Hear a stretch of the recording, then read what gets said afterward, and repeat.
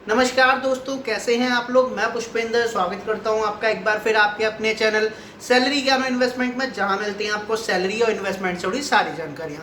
दोस्तों, आज मैं आपको जो खबर बताने वाला हूं वो कोई बहुत अच्छी खबर नहीं है। आज की खबर रिलेटेड है बैंक एम्प्लॉय के जॉब सिक्योरिटी से लेके। कई सारे लोग इंडिया में ऐसा मानते हैं कि यार बैंक की जॉब जो होती है वो एक सिक्योर जॉब होती है।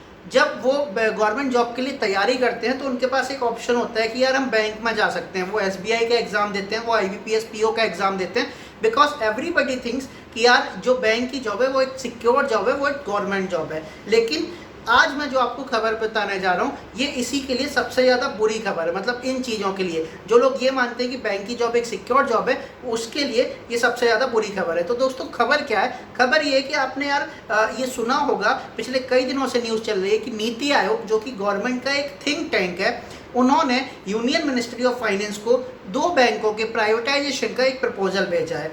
आपको पता होगा कि वित्त मंत्रालय से हमारी जो वित्त मंत्री है निर्मला सीतारमण, उन्होंने इस साल के बजट में ये बोला था कि हमारा जो एम है वो 1.75 लाख करोड़ रुपीस का है, जो कि हम प्राइवेटाइजेशन के थ्रू अर्न करेंगे इस साल में। मतलब 2021-22 में जो उनका टोटल एम है वो 1.75 लाख करोड़ रुपीस का है। तो जब हम कोविड की वेव से जूझ रहे थे, उसी टाइम पर नीति आयोग ने 2 बैंकों का, 2 स्टेट रन बैंक्स का एक proposal union ministry of finance को भेजा है। कौन कौन सी 2 बैंक हैं दोस्तों? बैंक कौन सी हैं ये नीति आयोग ने अभी तक ओपन नहीं किया है, लेकिन जो सोर्सेज हैं, जो कि बहुत ज़्यादा ट्रस्टेड फाइनेंशियल वेबसाइट्स हैं जिन पे हम सभी लोग भरोसा करते हैं, जैसे कि बिजनेस टुडे, जैसे कि CNBC 18, जैसे कि लाइव मिंट, तो ये जो वेबसाइट्स हैं इन्होंने बताया कि सेंट्रल बैंक ऑफ इंडिया एक फिक्स नाम है। सेंट्रल बैंक ऑफ इंडिया का प्राइवेटाइजेशन नीति आयोग ने यूनियन मिनिस्ट्री ऑफ फाइनेंस को भेजा है, जबकि जो दूसरा नाम है उस पर थोड़ा सा क्लैशेज है। कुछ वेबसाइट्स ये बता रही हैं कि बैंक ऑफ महाराष्ट्र वो दूसरा बैंक हो सकता है, जबकि कुछ वेबसाइट्स ये बता रही हैं कि इंडियन ओवरसीज बैंक वो दूसरा बैंक हो सकता है। तो दोस्तों, इन तीनों नाम में से, मतलब central bank of India, bank of Maharashtra और इंडियन ओवरसीज बैंक में से कोई 2 बैंक होंगे जो इस साल के लास्ट तक जाते जाते प्राइवेटाइज हो जाएंगे। ठीक है, तो ये तो थी ऐसी खबर जो कि पहले आ चुकी है, जो कि आप सभी लोगों को पता होगी। बट अब क्या हुआ है, नीति आयोग ने फिर से एक फ्रेश प्रपोजल भेजा है यूनियन मिनिस्ट्री ऑफ फाइनेंस को इन बैंकों में काम करने वाले एम्प्लॉयज़ की जॉब सिक्योरिटी को लेके।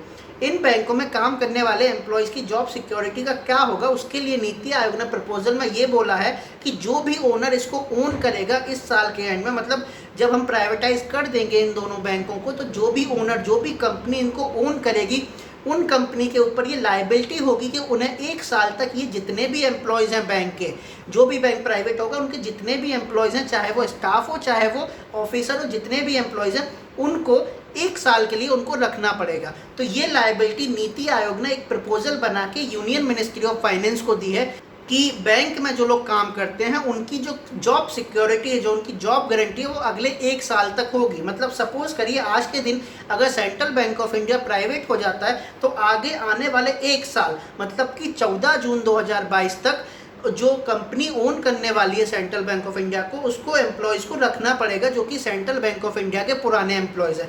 ये प्रपोजल, नीति आयोग तो कुछ भी चीज़ अपने आप से ओपन करती नहीं है, मतलब नीति आयोग की कोई न्यूज़ बाहर नहीं आती है। बट जो हमारी न्यूज़ वेबसाइट्स हैं उन्हीं में से एक वेबसाइट CNBC 18 ने अपनी न्यूज़ रिपोर्ट्स के मुताबिक ये बताया है कि नीति आयोग ने कुछ ऐसा proposal union ministry of finance को भेजा है। तो दोस्तों, आज की खबर यही थी। ये कोई बहुत अच्छी खबर नहीं है। होगा क्या कि ये जो प्रपोजल है ये बहुत ही अच्छे तरीके से, बहुत ही सिंपल तरीके से एक्सेप्ट कर लिया जाएगा यूनियन मिनिस्ट्री ऑफ फाइनेंस के द्वारा। अब इसी प्रपोजल में एक लाइन और भी लिखी हुई है कि जो और भी चीज़ों को हम प्राइवेट करने वाले हैं, जैसे कि एयर इंडिया हो गया, एयर इंडिया का प्राइवेटाइजेशन इस साल के एंड तक हो जाएगा, तो उसके एम्प्लॉय पर भी ये सेम चीज़ लागू होगी। मतलब उनके एम्प्लॉय को भी 1 साल की जॉब सिक्योरिटी होगी, उसके बाद उनकी सिक्योरिटी की गवर्नमेंट की कोई जिम्मेदारी नहीं होगी। गवर्नमेंट अपनी तरफ से ये बोल देगी कि यार हमने तुमको 1 साल के लिए जॉब सिक्योरिटी दी है, अगर आपको पसंद है तो आप इसमें कंटिन्यू कर सकते हैं, अगर आपको नहीं पसंद है then you can search for anything else. ठीक है, तो यार ये कोई बहुत अच्छी खबर नहीं है, क्योंकि होगा क्या इसके बाद वो आपको और मुझे दोनों लोगों को पता है। होता क्या है, जैसे अब बैंक में कोई पर्सन, सपोज करिए उसको 15 साल हो गए जॉब करते हुए and he is working in bank, तो उसकी जो सैलरी होगी वो ऑब्वियसली ज़्यादा होगी इन कंपैरिजन टू जो नए लोग उसमें रिक्रूट होंगे। तो 1 साल बाद क्या होगा, जिसने भी इन बैंकों को ओन किया होगा वो उन लोगों को निकालना चालू करेंगे, उनकी पास परफॉर्मेंस पे, उनके जो जो वो बैंक में जैसे काम करते हैं उस तरीके से, या बहुत सारे नए तरीके अपना के जो भी ओन करेगा इन बैंकों को वो इनको निकालने की कोशिश करेगा, इन एम्प्लॉयज़ को, जो कि मुझे अपने तरीके से ऐसा लग रहा है कि यार ऐसा कर सकते हैं। ठीक है, इसका कोई प्रूफ तो कोई वैसे भी नहीं देता है। प्राइवेट जॉब में कितनी जॉब में से लोगों को निकाला जाता है और कितने लोगों को कोविड के टाइम में लोगों को निकाला गया है, इसकी जानकारी कोई भी प्राइवेट कंपनी देती भी नहीं है। प्लस गवर्नमेंट को भी इनसे कोई फ़र्क नहीं पड़ता कि आपने कितने लोगों को निकाला है और आपने कितने नए लोगों को लिया है। गवर्नमेंट के लिए क्या होता है, गवर्नमेंट सिर्फ ये डाटा निकालती है कि यार कितने लोगों का पीएफ में रजिस्ट्रेशन हो गया है।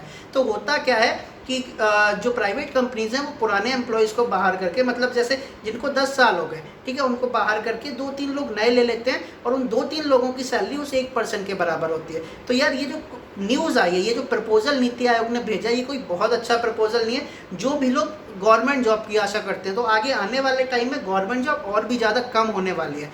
तो आई होप आपको पूरी न्यूज़ समझ में आ गई होगी। दोस्तों, आप क्या समझते हैं इस वाले प्रपोजल से? आपको क्या लगता है कि ये प्रपोजल कैसा है? नीचे कमेंट करके ज़रूर बताइए। We will discuss on this topic, क्योंकि ये बहुत ज़्यादा ज़रूरी है आज की इस अनएम्प्लॉयड टाइम में, जबकि लोगों के पास कोई जॉब नहीं है। उस टाइम में जब लोगों को और जॉब से कम किया जाएगा, then it will be a great disturbance for the entire family of those who will get out from the job. तो दोस्तों, आज के वीडियो में इतना ही। आगे फिर मिलेंगे एक नई वीडियो में एक नई नॉलेज के साथ। तब तक के लिए बी हैप्पी, बी मोटिवेटेड। नमस्ते।